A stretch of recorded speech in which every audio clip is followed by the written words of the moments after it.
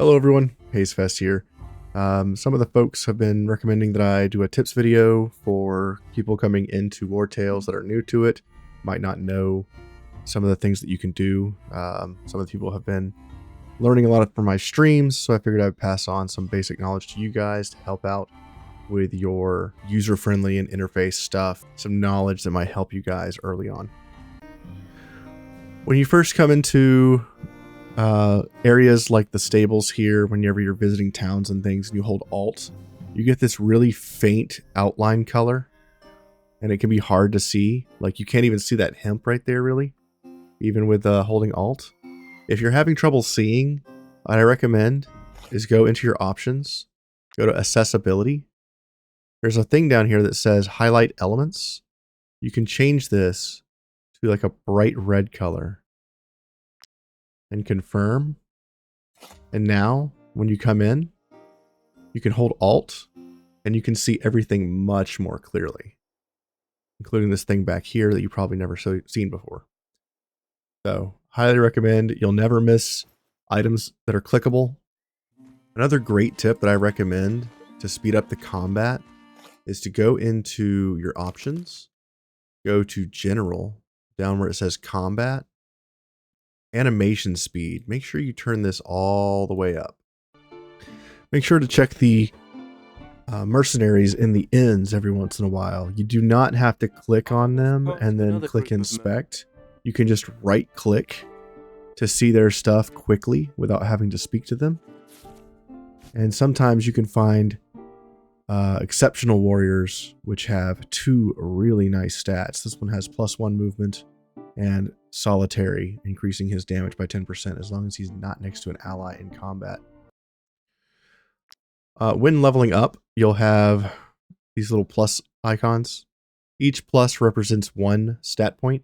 So each of these, I can get 1 willpower, 1 critical hit chance, or I can get 2 movement. I'm going to go with the 2 movement. At the end of the fight, you'll have an option to repair all. I don't recommend that you use the repair all button every time. Our warrior only took 1 point of damage on his armor. And if you use repair all, it will use one of your raw materials to repair 1 point of damage when it can repair 10. So in this case, I don't recommend repairing all after combat, as it will use 1 raw material for this entire 1 point of damage. Instead, right click on the unit, click repair manually, and that will help you sustain raw materials. Once you get to your first 2 knowledge points, I highly recommend coming in here and clicking on career plans. Once you have career plans and you go to level up a unit, you can click on career plans and you can add additional plus signs. The most you can do is 2. I can't add any more to movement, but I can add 1 to strength, or I can add 2 to willpower or critical hit.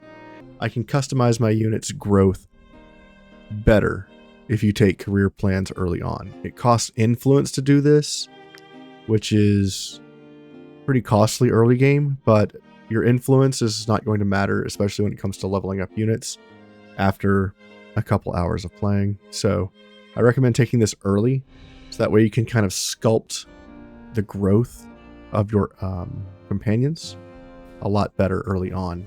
That way you can control their damage, their movement, their willpower, things like that. And I recommend taking this early so that you can get willpower to 15 on your people, because at 15 willpower, the unit survives the first time that they should die in combat, once per encounter. Once you run out of fatigue, your fatigue bar will start to flash and start accumulating rather than deteriorating. It'll go up instead of down. At this point, you need to rest. You're basically fatigued, you're overtired, you need to rest your people. Once you come into the camp, you can actually move your people around any way that you should choose. And you want to make sure that you have people in the right professions to do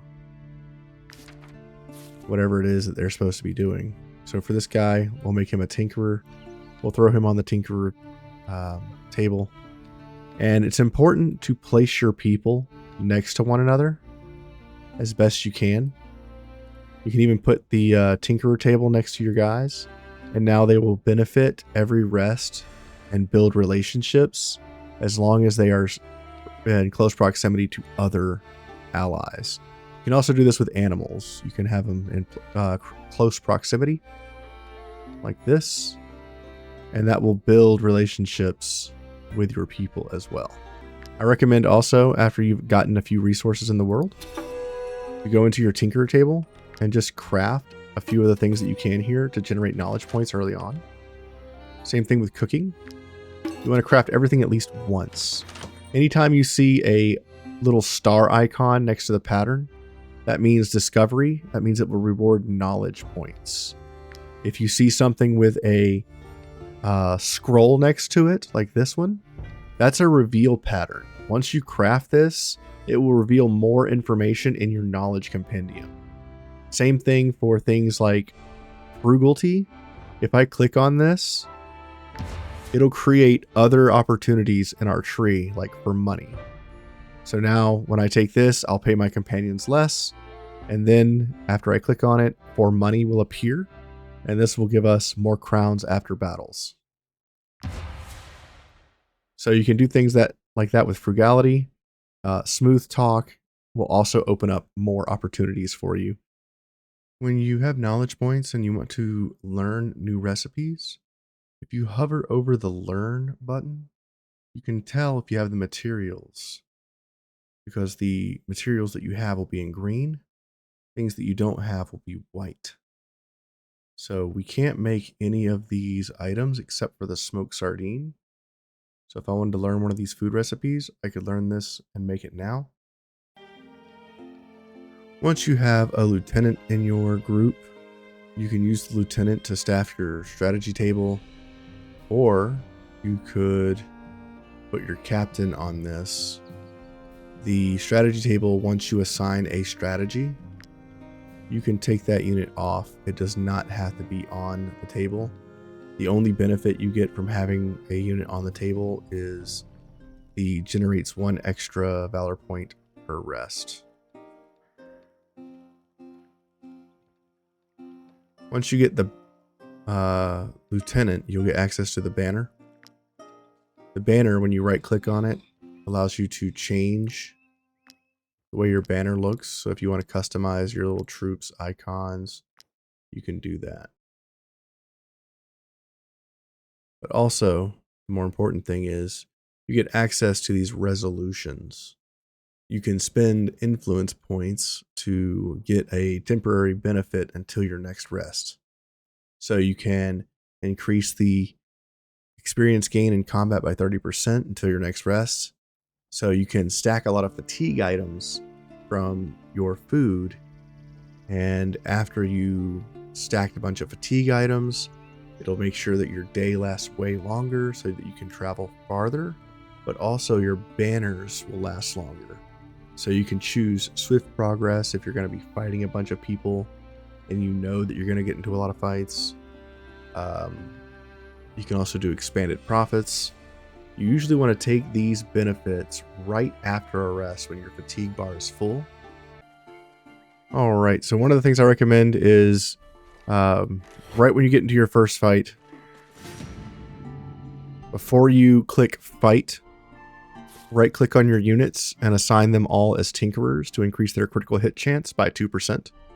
It's not much, but every little bit helps. And you can select a different profession once you unlock more later on.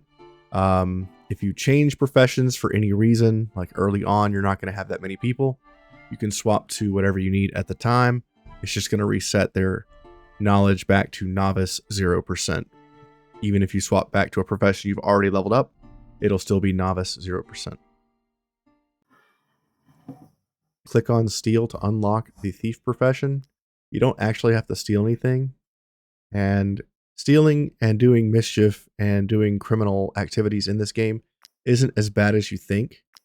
There's plenty of tools in the game to help you get out of being naughty. You can see that it says steal and then it shows you a star with 45 to 85. That's the variable. It's going to randomly roll between those numbers to see how much you actually end up with. And as long as this doesn't go over 100, you can steal this without any repercussion from the guards. You just don't want to talk to the guards. And if you hover around them, like if you're walking in parallel right on top of each other, they'll ask to search you if you have stolen something. So in order to avoid the guards, don't stand right on top of them and don't talk to them. And as long as you do those two things, you can just walk around unharassed. Once you reach past 100, it's like Grand Theft Auto. You go to 2-star, 3-star, 4-star, all the way to 5-star. And that just increases the guard presence, and they will try to come after you from farther distances as well. Don't forget to check your vendors that are walking by, the merchants and stuff. If they have something you want and you're low on money and you don't necessarily want to buy it, steal it. As long as it doesn't put you over, you're good. Sometimes you'll click and it'll give you a warning that you're going to steal something, and it will put you over into wanted status. So if I right click here, it will let you know that stealing this item will cause you to be wanted. Now, every time you attempt to steal something, it will re-roll your steal chance. So if it gives you that prompt, cancel, try to steal again, get the prompt, cancel, try again, and eventually you'll get to the point where you get under the wanted status. So I've stolen these items and I'm still not wanted by the guards. So you can use that early game every once in a while to steal something and then let your suspicion die down and then steal something else. When you get to your first town, I recommend that you go to the forge and just click on the forge button or the anvil. It'll unlock a profession for blacksmithing. Very, very important that you get that as soon as you can. And then you can apply blacksmithing to all your strength-based characters, giving them increased damage. Just like the blacksmith, I also recommend that you go to the apothecary clinic and click on craft. It will unlock the alchemist profession. I recommend also, after you've gotten a few resources in the world, you go into your tinker table and just craft a few of the things that you can here to generate knowledge points early on. Same thing with cooking. You want to craft everything at least once. Anytime you see a little star icon next to the pattern, that means discovery. That means it will reward knowledge points. If you see something with a scroll next to it, like this one, that's a reveal pattern. Once you craft this, it will reveal more information in your knowledge compendium. Same thing for things like frugality. If I click on this, it'll create other opportunities in our tree, like for money. So now when I take this, I'll pay my companions less. And then after I click on it, for money will appear. And this will give us more crowns after battles. So you can do things like that with frugality. Smooth talk will also open up more opportunities for you. Early on, if you're trying to do blacksmithing and you don't have any wood or leather, make sure to come to the Three Hares Market in Tiltron, or whatever starting zone you're in, check the market. There'll usually be a merchant here that has leather Take a look at my wares and wood. And you can use that to springboard your crafting in the early game so that you can get back to forging the early game weapons and armor to help you get along and deal with the jump from like level 3 to 5 enemies. Early game or at any point in the game that you are encumbered, try crafting some stuff with your tinkerer to decrease your weight. You could also try cooking some stuff, which can also reduce your weight. And later on, you'll be able to break things down from your... Consider looking at the workshop if you have a surplus of materials. Getting the 1-star workshop will give you access to dismantling low-value weapons, armor, and accessories to obtain 1 raw materials and resources. So if you're struggling to find iron, wood, leather, cloth, you can use the workshop to dismantle items that you get from battles or from around the world or from trade. And then you can break those things down into raw materials. Workshop. In combat, you'll see these blue squares. If you hover over them, it says you can place a companion there before the beginning of the fight. You can move your units around and reposition them as needed. There's a poacher way in the back here. If I put a unit back here, I can see that I can reach that unit. So make sure you reposition your people to where you will engage the right units at the right time. You want your tanks to engage first. You want your rangers to come in from behind and hit the enemies in the back. Same thing with any DPS class. And you want to position your people so that you can move and get to the units. Also, right click on your enemies. You can see their skills and what they're wearing. And if you click on an enemy unit, it will bring up their stats at the bottom of the screen down here. And you can hover over their movement and see how far they can move. When in combat, look for opportunities like this rusty hatchet on the ground. We're going to walk over here. We're going to get an option for a conditional now that we're on top of the rusty hatchet. And we can throw that at an enemy. And then keep engaging. Any conditionals that you find on the battlefield, like plants to heal you from status effects or raw materials to repair your armor, which is a great way to get armor back without having to waste your resources. Make sure to use the battlefield traps and stuff like that to your advantage. Here is a bear trap. We couldn't really use this to our advantage because there wasn't enough enemies to run through it, but we were able to utilize the hatchet. So make sure to look around the battlefield. And you can also hold Alt, and that will highlight the traps on your battlefield as well as show you the health and armor of all the enemies and allies around you on the screen. When in combat, you'll see these little red exclamation triangles. That's the next unit that's going to act in the turn order down here. You can also hover over the units in the turn order and see what unit's going next. Since we have the knowledge that this guy's going in the next 2 turns, we'll go ahead and we will kill him. So let's move in with our spearman. Stab him in the back, completely removing him. This allows us to get additional turns before our enemies get to go again. And when opportunity presents itself, go ahead and surround your enemies. And attacking from behind, the opposite of wherever the arrow is, gives you a massive chance to crit. You get additional crit from each side, but you get even better damage and better crits from behind. So make sure you always try to attack from behind when possible. And this also generates points in your crime and punishment path, which is probably the most difficult path to level up. And when possible, if you see an archer on the battlefield, try to engage it with a melee unit. This will prevent them from using their bows, and it will also reduce the damage overall that you take.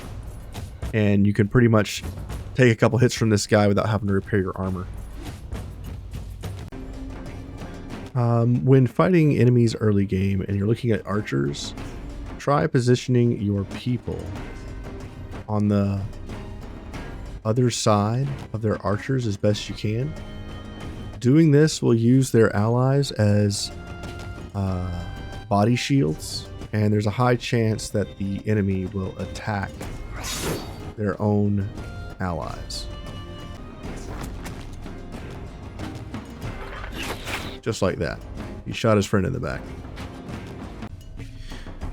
If you run into a fight where you have allies, like these foot soldiers that I have currently, we can position the foot soldiers and the allies on our team so that the allies take damage instead of us.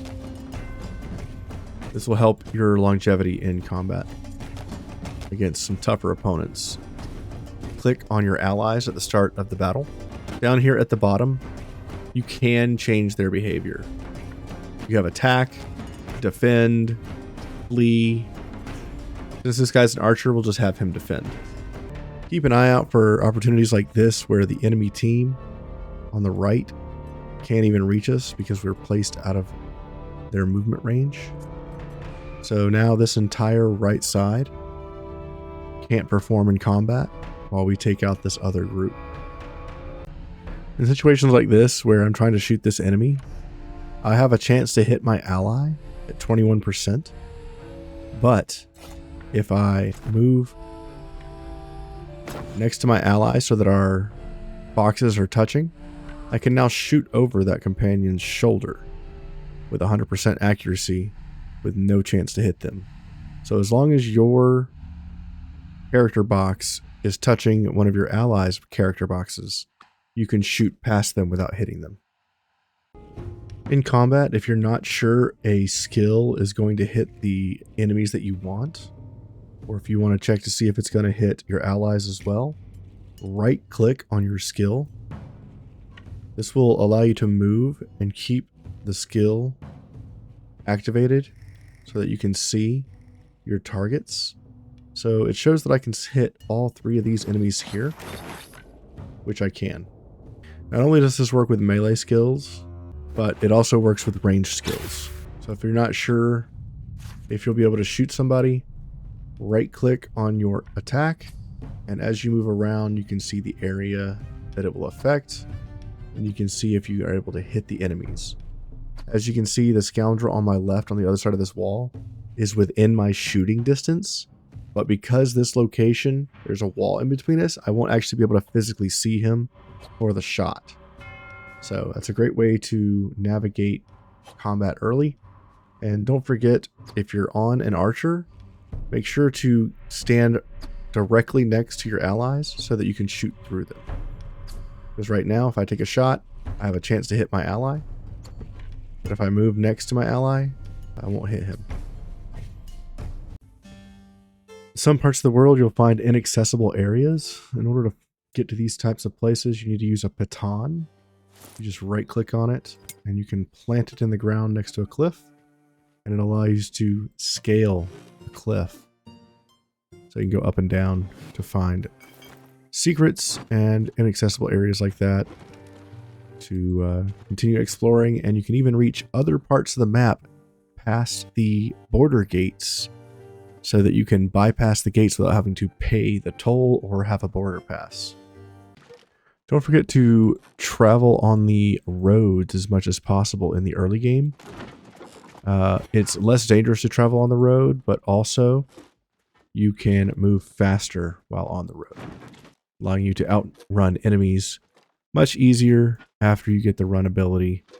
And I highly recommend the run ability with endurance training early on. This is 2 points. This is 1 point.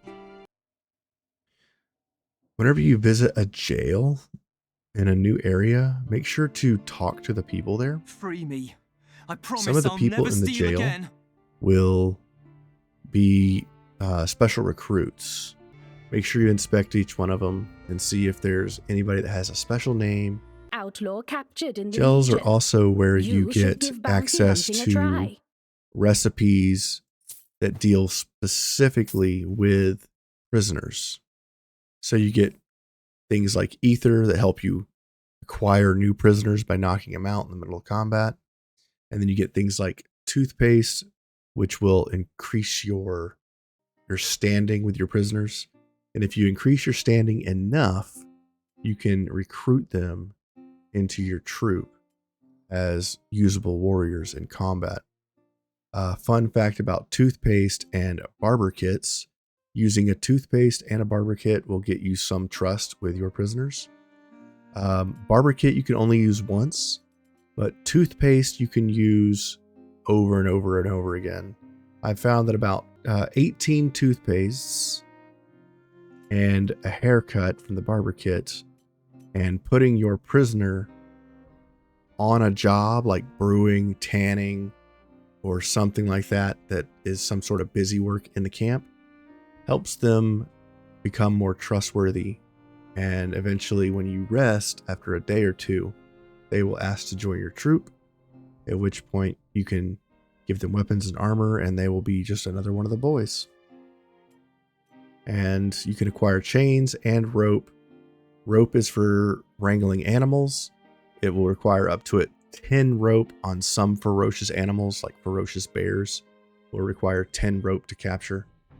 And chains are for capturing humanoid creatures like plague-ridden or enemy factions, and anybody that you go up against, if you right-click and inspect them, you'll see their passives, and some of those passives that is not from the gear will be what you get into your troop when they fight for you. Thank you so much for watching my tips video on Wartales. I hope you found it useful. In the description down below, if you check below the video, I'm going to have some useful links to other sources of great information that will help you out. And don't forget to like, comment, and subscribe. Good luck in your Wartales.